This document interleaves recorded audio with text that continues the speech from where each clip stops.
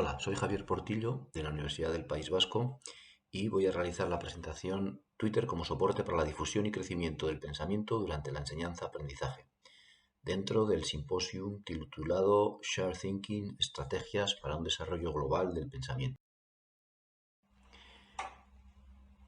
El aula en general genera conexiones entre personas o, dicho de otra forma, redes sociales físicas. Y estas conexiones entre personas condicionan el pensamiento de dichas personas y también pueden servir para facilitar el aprendizaje y deben servir para facilitar el aprendizaje. Estas redes sociales físicas que se generan en el aula cobran especial relevancia en un entorno digital, tal y como dice la teoría del conectivismo, ya que las interacciones presenciales del aula se pueden extender en el espacio, ya que se pueden realizar a través de un entorno digital interacciones remotas, se pueden extender en el tiempo, ya que el medio digital permite que estas interacciones se realicen en cualquier momento y tanto de manera síncrona con las diferentes personas involucradas conectadas al mismo tiempo o de forma asíncrona en tiempos diferentes entre los diferentes emisores y receptores de información. Y además en un entorno digital, estas interacciones presenciales es sencillo extenderlas a una red social, a un grupo de personas más amplio que el propio del aula. Por lo tanto, se abre todo un mundo de posibilidades y las redes sociales digitales pueden llegar a ser muy beneficiosas para el aprendizaje y para un desarrollo global del pensamiento. Pero eso sí, en caso de que evitemos los riesgos que suponen estas redes sociales y en el caso de que situemos el foco en la generación de un pensamiento más rico, contrastado e interconectado. Bueno, siguiendo este planteamiento vamos a analizar cómo se puede emplear la red social Twitter como soporte del PLN o Personal Learning Network de cada estudiante. El Personal Learning Network de cada estudiante viene formado por el conjunto de conexiones, de personas que permiten evolucionar o que facilitan la evolución del estudiante en su proceso de enseñanza-aprendizaje. Ese entorno, esa red social, vamos a crearla en Twitter y vamos a alinear los objetivos de un desarrollo global del pensamiento con ese uso que vamos a hacer en Twitter. En una primera fase, por tanto, será conveniente crear un nuevo perfil en Twitter por parte de cada estudiante. Mejor que sea un nuevo perfil, diferente de otros que ya tenga creados el estudiante. En segundo lugar, crearíamos una primera red social con aquellos nodos propios del aula, es decir, haríamos una traslación de la red social física generada en el aula con los y las estudiantes y el docente. En tercer lugar, pasaríamos a realizar una extensión ordenada de dicha red bajo unos criterios mínimos de calidad de los nuevos nodos. Aquí hay una labor, evidentemente, de guiado por parte del docente en el sentido de que tiene que dar y imponer o sugerir cuáles deben ser esos criterios mínimos que aseguren que la creación de cada nuevo nodo, de cada nuevo persona experta o positiva para el proceso de enseñanza-aprendizaje que vaya a integrarse en la red social, en el PLN de cada estudiante, sea adecuado. De la misma forma, esta labor de guiado se debe de producir en la curación de perfiles de interés mediante listas compartidas. Listas de expertos con perfil en Twitter en el área de conocimiento que se quiere trabajar pueden ser facilitadas por parte del docente para que el crecimiento de la red social de cada uno de los estudiantes esté alineado con los objetivos de aprendizaje. En una segunda fase, el alumnado debe familiarizarse con los mecanismos de Twitter para realizar acciones que estén relacionadas con el enriquecimiento social de su PLN y por ende de su pensamiento. En esta tabla de 2 columnas mencionamos algunos de esos mecanismos en Twitter y qué área cognitiva permiten trabajar.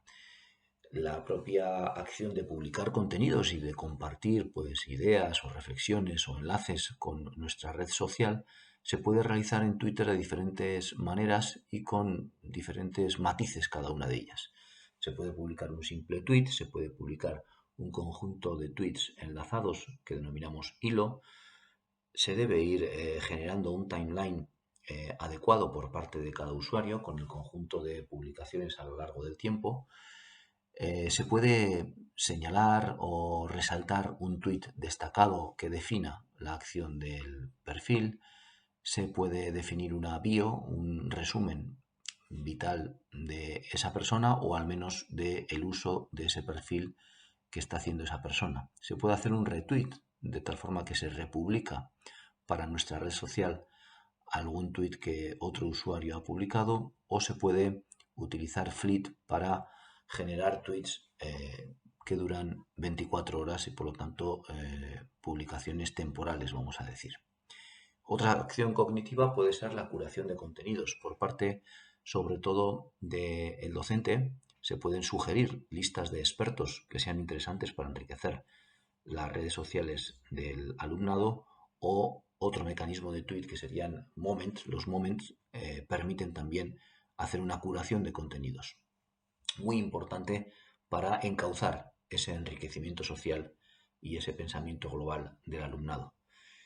El contraste y el diálogo en Twitter se puede realizar mediante likes, ya que el hecho de dar un like a un tweet implica un pequeño diálogo porque se ensalza, se resalta, se aprueba el contenido publicado por otra persona. Se pueden utilizar respuestas anidadas para establecer un diálogo de publicación y respuesta sobre ese contenido, o se pueden realizar menciones o referencias a tweets que ha publicado otros usuarios. El almacenamiento de contenidos también tiene que ver con el desarrollo global de pensamiento y básicamente cada vez que ponemos un like, todos esos tweets quedan almacenados de una forma específica dentro de Twitter. Por último, un ejemplo de clasificación de contenidos dentro de Twitter sería el uso de hashtags para poder identificar diferentes ejes, diferentes palabras clave que identifiquen conjuntos de contenido. Por lo tanto, en esta segunda fase identificamos qué mecanismos de Twitter nos van a ayudar a realizar acciones cognitivas relacionadas con un desarrollo global. Como hemos dicho al principio, hay que ser muy conscientes de los riesgos que tienen también las redes sociales, y en lugar de desarrollar un pensamiento más global, también pueden estrechar el pensamiento si el uso de Twitter es inadecuado. Twitter per se no va a permitir que el uso del mismo genere un pensamiento más global y socialmente más rico. Realmente hay que trabajar algunas capacidades previas al propio uso de Twitter o durante el uso de Twitter para que el pensamiento sea más amplio y no más estrecho. Por ejemplo, los algoritmos de inteligencia artificial para sugerencia automática de perfiles afines pueden ser un aliado, o en algunos casos pueden conducir a una polarización del pensamiento, pueden generar redes sociales cada vez más estrechas en las que cada vez caben menos opiniones divergentes. También es un peligro la infantilización y fanatización de las opiniones. Evidentemente, los docentes tienen aquí una labor importante para que el uso de Twitter sea lo suficientemente maduro para que no se produzcan estos efectos perversos. Y también hay que llegar a un compromiso entre el uso de Twitter, de estas redes sociales, y el uso de otras lecturas de contenidos más tradicionales que requieren de una atención más continuada en el tiempo, y desde luego el uso extensivo de Twitter, redes sociales o herramientas de ese tipo puede hacer perder el hábito de lectura y comprensión de textos complejos, y este es otro hándicap que debe compensar el guiado de los docentes. Y hasta aquí mi presentación. Muchas gracias por su atención.